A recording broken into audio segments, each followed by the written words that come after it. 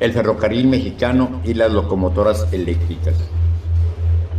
En 1920, el ferrocarril mexicano empezó a tener un incremento considerable en su tráfico y esto generaba un gran cuello de botella en el tramo de Orizaba, Veracruz a Esperanza, Puebla, causado por las dramáticas pendientes que existen entre esos dos puntos y que hacían muy lento el tráfico de los trenes en esa zona.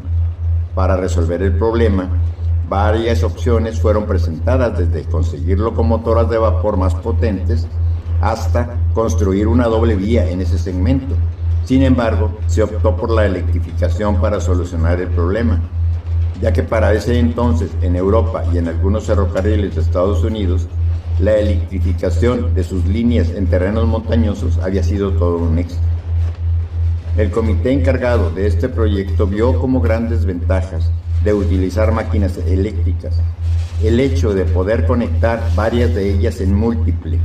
Esa era la primera ocasión en que en México se hablaba de esta maravilla tecnológica, que permitía grandes ahorros en sueldos de tripulaciones contra la operación de locomotoras de vapor, que requerían una tripulación diferente en cada una de ellas. El tener una potencia atractiva más uniforme para su operación, la ausencia de fuego y humo excesivo dentro de las cabinas, que molestaban tanto a las tripulaciones de las máquinas de vapor, sobre todo en el paso de los varios túneles existentes en la ruta.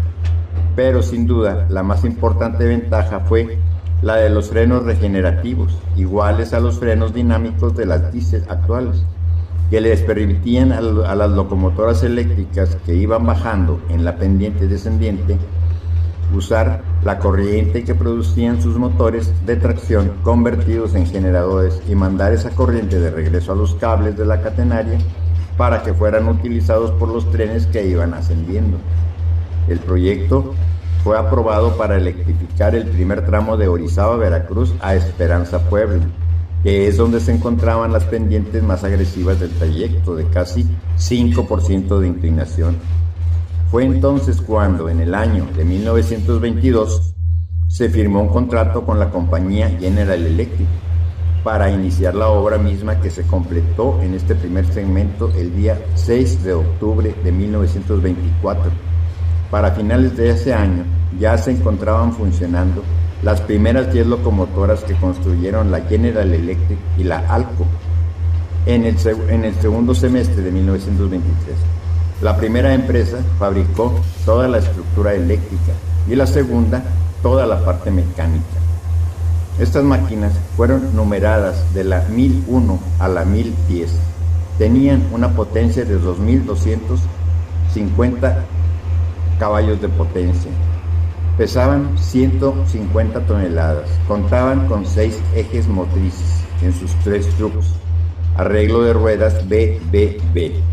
Tenían doble cabina, una en cada extremo, haciéndolas bidireccionales, y operaban a 3.000 voltios de corriente. Esta corriente de 60 ciclos era producida por la planta de Tuxpango, aprovechando la corriente de agua del río Metlac, y luego era transformada a 2.300 voltios y 3.600 voltios amperes en las subestaciones de Maltrata y Potrero. La corriente de 3.000 voltios que producían los generadores de esas subestaciones llegaban a la catenaria y de ahí a los pantógrafos de las locomotoras.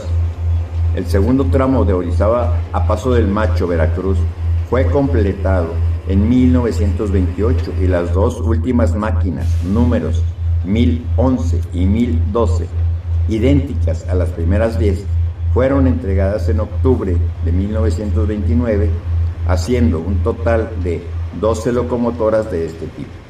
Cabe mencionar que la electrificación duró 50 años, hasta 1974.